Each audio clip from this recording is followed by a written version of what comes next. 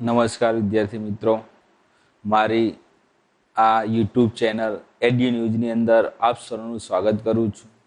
વિદ્યાર્થી મિત્રો, આપણે ધોરણ 11 તત્વજ્ઞાનનો અભ્યાસ કરી રહ્યા છીએ, જેમાં પ્રથમ પ્રકરણ આપણે જોઈ રહ્યા છીએ તર્કશાસ્ત્રની સમજ.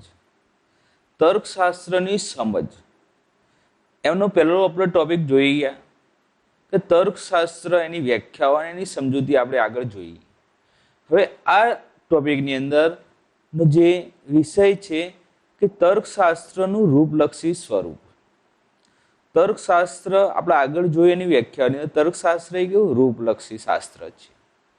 તો એનું રૂપલક્ષી સ્વરૂપ કેવું છે એની માહિતી આપણે આ ટોપિકની અંદર મેળવીશું. એ પહેલાં વિદ્યાર્થી મિત્રો, જો તમે મારી આ યુટ્યુબ ચેનલ છે એને સબસ્ક્રાઈબ કરી ના હોય તો સબસ્ક્રાઈબ કરી દેજો, જેથી તમે મારા આવનારા વિડીયોને નિહાળી શકો. તેમજ સબસ્ક્રાઈબના બાજુમાં બેલ આઇકન છે એના પર ક્લિક કરજો, જેથી મારા આવનારા વિડીયોનો જે અપડેટ છે એ તમને મળતા રહે અને તમે તત્વજ્ઞાન વિષયની અંદર સારો એવો અભ્યાસ કરી શકો. તેમજ વધુમાં વધુ શેર અને લાઈવ કરો, જેથી દરેક વિદ્યાર્થી સુધી મારા વિડીયો પહોંચી શકે. તો વિદ્યાર્થી મિત્રો, આપણે ટોપિક જોઈએ તર્કશાસ્ત્રનું રૂપલક્ષી સ્વરૂપ. જો વિદ્યાર્થી મિત્રો, અહીંયા આપણને તર્કશાસ્ત્ર આપણે આગળ જોઈ ગયા. તર્કશાસ્ત્ર એ કેવું શાસ્ત્ર છે? રૂપલક્ષી શાસ્ત્ર છે. તર્કશાસ્ત્રનો અભ્યાસ વિષય કયો છે? તાર્કિક વિચારણા એ તર્કશાસ્ત્રનો અભ્યાસ વિષય છે. તો અહીંયા આપણે તાર્કિક વિચારણા વિશે આપણે આગળ એની વ્યાખ્યાઓ બધું જોઈએ. અહીંયા આપણે તર્કશાસ્ત્રનું રૂપલક્ષી સ્વરૂપ જોવાનું છે, જેમાં આપણે જોઈએ સૌ પ્રથમ એરિસ્ટોટલે એના મત અનુસાર આપણે જોઈએ તો વિશ્વની કોઈ પણ વસ્તુને બે રીતે વિચાર થઈ શકે છે. વિશ્વની કોઈ પણ વસ્તુ છે એનો વિચાર કેટલી રીતે થઈ શકે છે? બે રીતે થઈ શકે છે. એક તો દ્રવ્ય એટલે કે મેટર, અને બીજું છે રૂપ, ફોર્મ. આ બે રીતે, દ્રવ્ય અને રૂપની આ બે રીતે કોઈ પણ વસ્તુનો આપણે વિચાર કરી શકીએ છીએ. એરિસ્ટોટલના મતે, એરિસ્ટોટલ કહે છે કોઈ પણ છે તો એનું દ્રવ્ય અને રૂપ એનાથી જ આપણે એનો વિચાર કરી શકીએ છીએ. તો આ દ્રવ્ય કોને કહીશું અને રૂપ કોને કહીશું, આ બંનેની વ્યાખ્યા આપણને આવડવી જરૂરી છે. જો બંનેની વ્યાખ્યા આવડતી હશે તો તમને આમાં થોડુંક સરળતાથી તમને ખ્યાલ આવશે અને સમજવી જરૂરી છે. એને દ્રવ્ય અને રૂપને સમજશું તો જ આપણને આ જે વસ્તુઓ છે એની સમજ આપણને કેળવાશે. એ ઉદાહરણ સહ સમજાવ્યું છે આપણને. જો અહીંયા આગળ દ્રવ્યની વ્યાખ્યા આપી છે કે દ્રવ્ય એટલે વસ્તુ જેની બનેલી છે તે. દ્રવ્ય કોને કહીશું? કે વસ્તુ જેની બનેલી છે તે દ્રવ્ય છે. ઉદાહરણ તરીકે અહીંયા આગળ આપ્યું છે કે લાકડાનું ટેબલ કે લોખંડનું ટેબલ. અહીંયા જો નીચે મેં ઉદાહરણ પણ આપ્યા છે. આ લાકડાનું ટેબલ છે, આ લોખંડનું ટેબલ અને આ પ્લાસ્ટિકનું ટેબલ છે. તો લાકડાનું ટેબલ કે લોખંડનું ટેબલ છે, તો લાકડાના ટેબલમાં લાકડું એ શું છે? દ્રવ્ય છે. અને લોખંડના ટેબલમાં લોખંડ એ દ્રવ્ય છે. અને પ્લાસ્ટિકના ટેબલમાં પ્લાસ્ટિક એ શું છે? દ્રવ્ય છે. તો અહીંયા આગળ ત્રણેય ઉદાહરણ મેં આપ્યા છે કે લાકડાનું ટેબલ અને ખુરશી છે. અહીંયા આગળ તો લાકડું, અહીંયા આગળ એના અંદર દ્રવ્ય કયું છે? લાકડું દ્રવ્ય છે. અહીંયા લોખંડ છે તો લોખંડનું ટેબલ ખુરશી છે તો એ લોખંડ દ્રવ્ય છે. અહીંયા પ્લાસ્ટિકની ખુરશી ટેબલ છે તો અહીંયા આગળ એનું દ્રવ્ય કયું છે? પ્લાસ્ટિક છે. તો આમ વસ્તુ જેની બનેલી છે તે એ શું બનશે? દ્રવ્ય બનશે. વસ્તુ જેની બનેલી છે એ દ્રવ્ય બનશે. વસ્તુ જો લાકડાની બનેલી હોય તો એની અંદર કયું દ્રવ્ય કહેવાશે? લાકડું એ શું કહેવાશે? દ્રવ્ય કહેવાશે. લોખંડની બનેલી હોય તો લોખંડ એ શું કહેવાશે? દ્રવ્ય કહેવાશે. પ્લાસ્ટિકની બનેલી હોય તો પ્લાસ્ટિક દ્રવ્ય કહેવાશે. તો દ્રવ્ય કોને કહીશું? વસ્તુ જેની બનેલી છે તે એનું દ્રવ્ય કહેવાશે. હવે રૂપ જોઈએ. તો રૂપ કોને કહીશું આપણે? તો રૂપ એટલે દ્રવ્યની દ્રષ્ટિએ એવી ઘણી વસ્તુઓમાં સમાનપણે રહેલું છે તે. રૂપ એ દ્રવ્યની દ્રષ્ટિએ, દ્રવ્ય એ શું છે? આપણે આગળ જે વસ્તુ જેમાંથી બનેલી હોય તે દ્રવ્ય છે. અને દ્રવ્યની દ્રષ્ટિએ અલગ અલગ એવી ઘણી વસ્તુઓમાં સમાનપણે રહેલું એને રૂપ કહેવાય છે. સમાનપણે જોવા મળે એને આપણે રૂપ કહીએ છીએ. તો લોખંડ અને લાકડાના ટેબલમાં જે સમાનપણે જોવા મળે છે એ શું છે? ટેબલનું રૂપ છે. જો અહીંયા આગળ અલગ અલગ 3 ઉદાહરણ આપ્યા છે. આ લાકડાનું ટેબલ છે, લોખંડનું અને પ્લાસ્ટિકનું છે. પણ ત્રણેયનું રૂપ કેવું છે? સરખું છે. આપણે અહીંયા ટેબલનો ટેબલ જ કહીએ છીએ.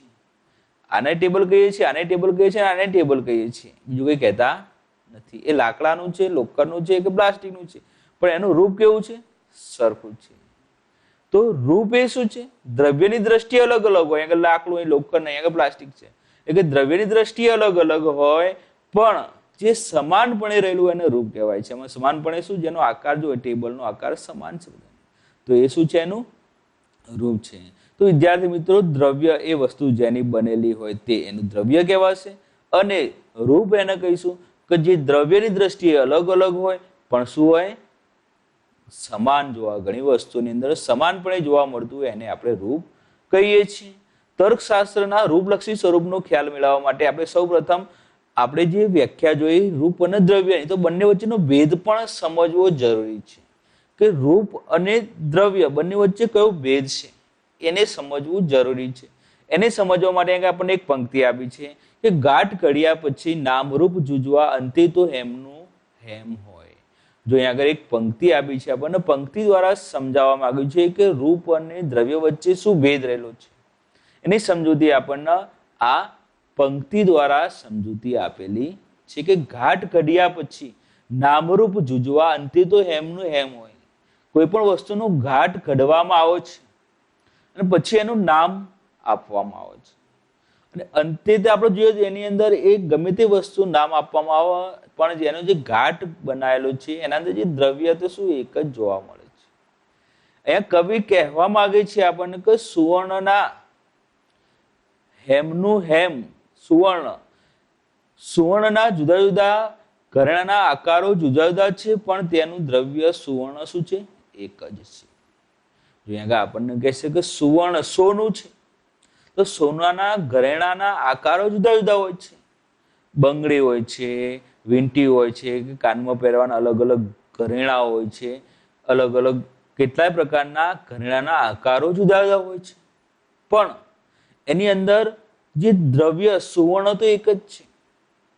આપણે એમ કહીએ કે સોનાની બંગડી, સોનાની અંગૂઠી, સોનાના અન્ય ઘરેણાઓ, તો એની અંદર દ્રવ્ય તો એક જ છે, પણ એના આકારો શું છે?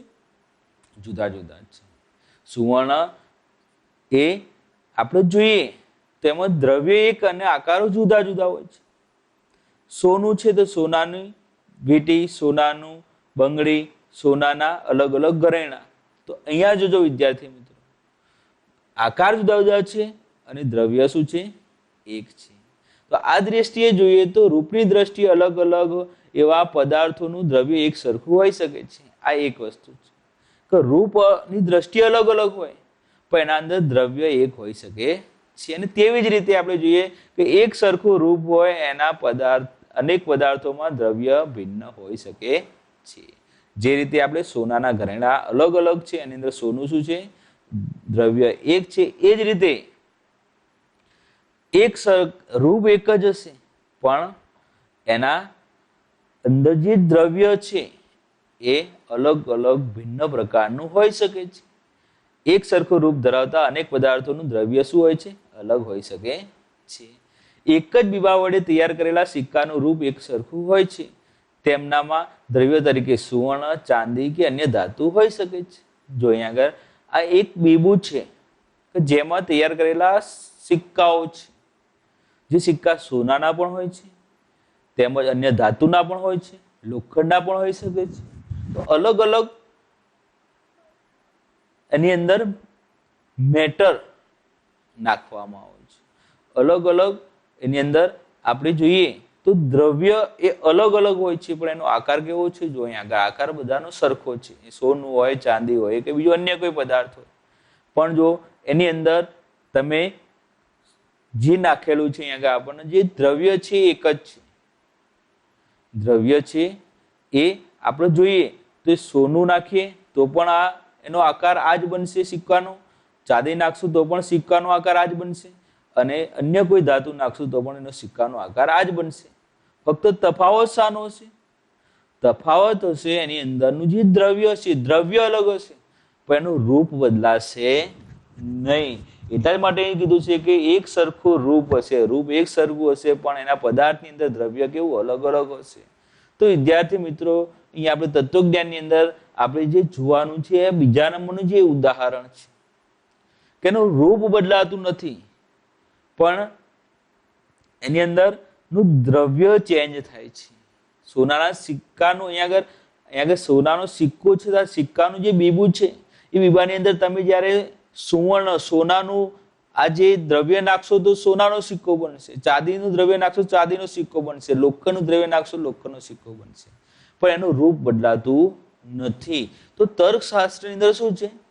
રૂપ બદલાતું નથી. અંદર મેટર ગમે તે હોય પણ એનું રૂપ બદલાવવું જોઈએ નહીં. સમજીએ આગળ. જો એના ઉદાહરણ સમજૂતી આપી છે આપણને કે વિષયની દ્રષ્ટિએ ભલે પરસ્પર ભિન્ન હોય છતાં એનું રૂપ એક જ હોઈ શકે છે. એના મુદ્દાની આગળ આપણે 4 ઉદાહરણ આપ્યા છે કે એનું રૂપ બદલાતું નથી. અંદર વિષય વસ્તુ બદલાશે, મેટર બદલાશે પણ રૂપ બદલાતું નથી. જો આગળ રૂપ આપેલું છે કે સર્વ છે શું છે? રૂપ છે. અને આ રૂપના અંદર ઉપરના 4 વિધાનો આપણે આ રૂપની અંદર મૂકી શકીશું. જો આગળ સર્વ છે, સર્વ છે, સર્વ છે, સર્વ છે. સર્વ કવિઓ કલ્પનાશીલ છે, સર્વ સંતો પરોપકારી છે, સર્વ દાક્તરો દયાળુ છે, સર્વ વિદ્યાર્થીઓ વિવેકી છે. આ 4 ઉદાહરણો આપેલા છે. એની અંદર વિષયો જુદા જુદા છે. અહીંયા કવિઓની વાત કરી છે, સંતોની વાત કરી છે, દાક્તરોની વાત કરી છે, આગળ વિદ્યાર્થીઓની વાત કરી છે. વિષય વસ્તુ કેવું છે?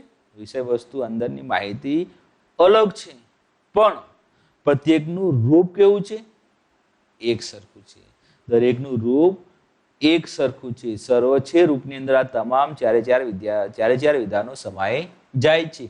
એ જ રીતે બીજું રૂપ આપેલું છે અહીંયા જોતોનું રૂપ છે.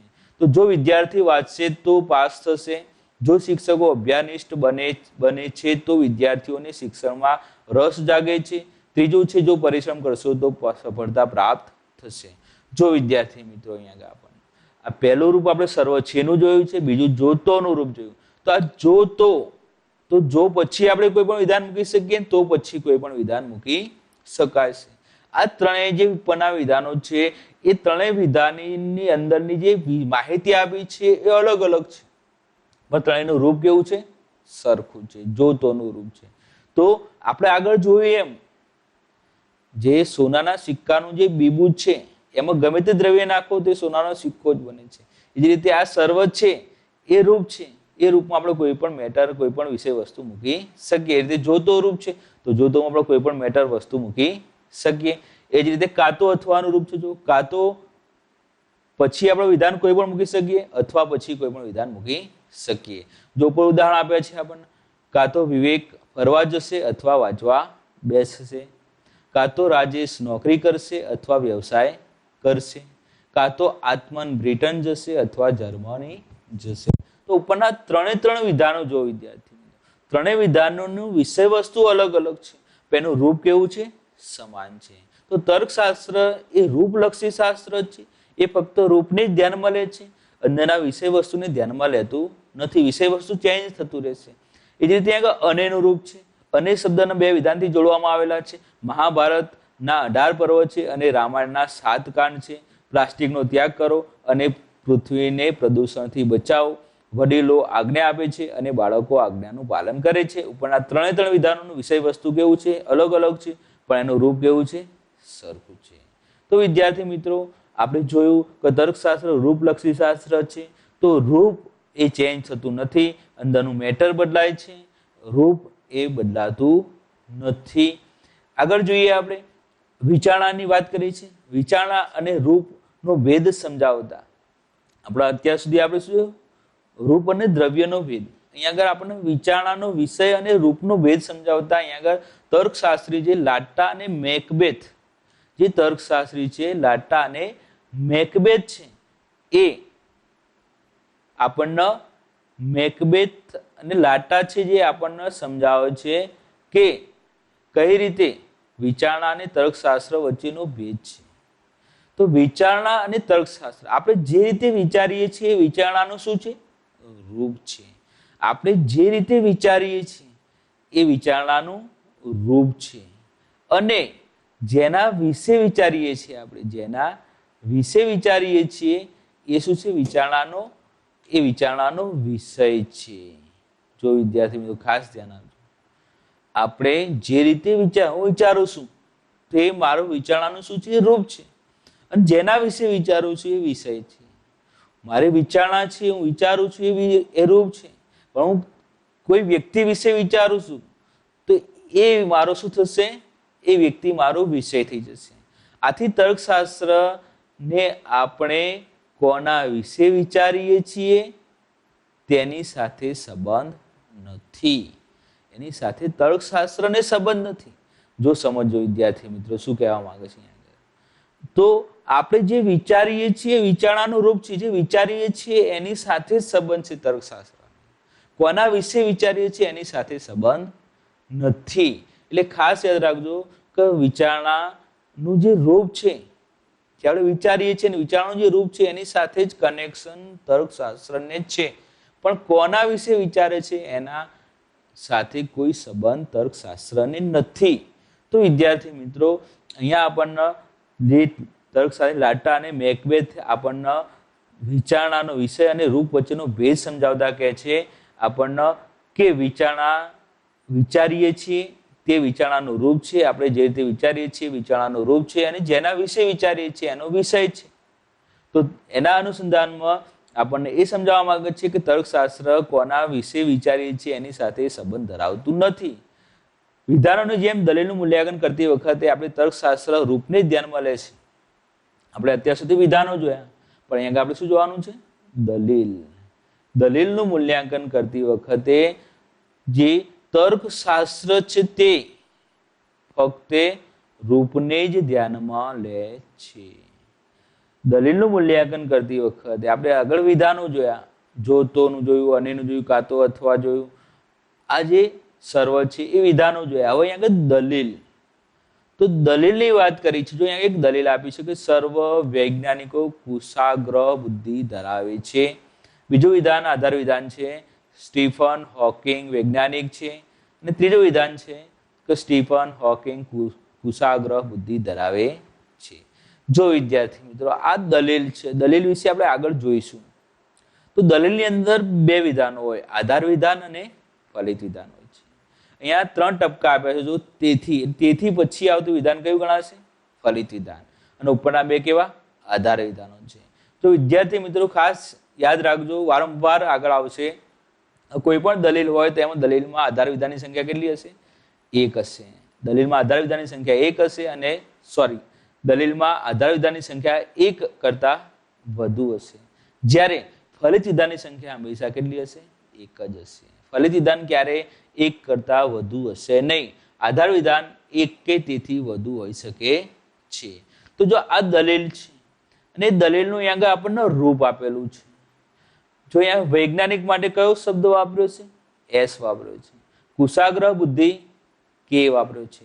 અને સર્વ છે તો સર્વ છે મૂકેલું છે. પછી જો સ્ટીફન માટે કયું વાપર્યું? એચ વાપર્યું છે. પછી હોકિંગ, અહીંયા આગળ સ્ટીફન હોકિંગ એના માટે શું વાપર્યું છે? એચ વાપર્યું છે. અને વૈજ્ઞાનિકો, જો ઉપર વૈજ્ઞાનિકો આવી ગયેલું છે તો ફરીથી વૈજ્ઞાનિકો આવ્યું તો એના માટે આપણે વૈજ્ઞાનિકો માટે શું વાપર્યું છે? એસ વાપર્યું છે. તો અહીંયા આગળ શું રહેશે? એસ જ રહેશે. એમાં બદલાવ કરવાનો નહીં. એકનું એક પદ બીજી વાર આવે તો એના માટે આપણે જે પ્રતીક વાપર્યો એ જ પ્રતીક આના માટે વાપરવાનો. વૈજ્ઞાનિકો છે તો વૈજ્ઞાનિકો ફરીથી આવ્યું છે તો વૈજ્ઞાનિકો માટે આપણે શું વાપર્યું છે? એસ વાપર્યું છે. તો ફરીથી આપણે એના માટે એસ જ વાપરીશું. તેથી મૂકી દીધું. પછી સ્ટીફન હોકિંગ તો એ ફરીથી આવ્યું તો એના માટે એચ વાપરીશું. અહીંયા એચ લખી દેવાનું. એ રીતે કુશાગ્ર બુદ્ધિ ધરાવે, કુશાગ્ર બુદ્ધિ, તો કુશાગ્ર બુદ્ધિ માટે આપણે શું વાપર્યું છે? કે, તો અહીંયા કે લખી દેવાનું. છે તો અહીંયા છે આવી ગયો. તો જો આ જે દલીલ છે આ દલીલનું આ શું છે? રૂપ છે. અને આ રૂપ કેવું છે? આ રૂપ છે કેવું છે? પ્રમાણભૂત રૂપ છે. આ જે રૂપ છે પ્રમાણભૂત છે. આ રૂપની અંદર કોઈ પણ વિધાન આવશે તો એ કેવું હશે? કોઈ પણ દલીલ મૂકવામાં આવે તો એ દલીલ પ્રમાણભૂત જ હશે. જો આ રૂપ પ્રમાણે કોઈ પણ દલીલ હોય તો એ દલીલ કેવી? પ્રમાણભૂત જ હશે. એસ કે એચ ના સ્થાને આપણે ગમે તે પદ મૂકવામાં આવે તો એ સ્થાન ઉપર જે મૂકવામાં આવતું હોય જે પદ એ દલીલ કેવી? પ્રમાણભૂત જ હોય છે. તો વિદ્યાર્થી મિત્રો ખાસ ધ્યાન આપજો કે આ દલીલ છે, આ એનું રૂપ છે અને આ રૂપ કેવું છે? પ્રમાણભૂત દલીલનું રૂપ છે. આ રૂપ યાદ રાખવાનું. તમને પરીક્ષાની અંદર પૂછાશે, તમને આ દલીલ આપેલી હશે અને તમને પૂછવામાં આવશે કે આ દલીલ પ્રમાણભૂત છે કે અપ્રમાણભૂત, તો એ કઈ રીતે નક્કી થશે? આ રૂપ પ્રમાણે હશે તો એ દલીલ શું થશે? પ્રમાણભૂત. અને આ રૂપ પ્રમાણે નહીં હોય તો એ દલીલ કેવી થશે? અપ્રમાણભૂત થશે. તો વિદ્યાર્થી મિત્રો પ્રમાણભૂત અને અપ્રમાણભૂતનો નિર્ણય આપણે આ દલીલના રૂપ પરથી આપણે કરી શકીશું. આગળ જઈએ વિદ્યાર્થી મિત્રો તો જોઈએ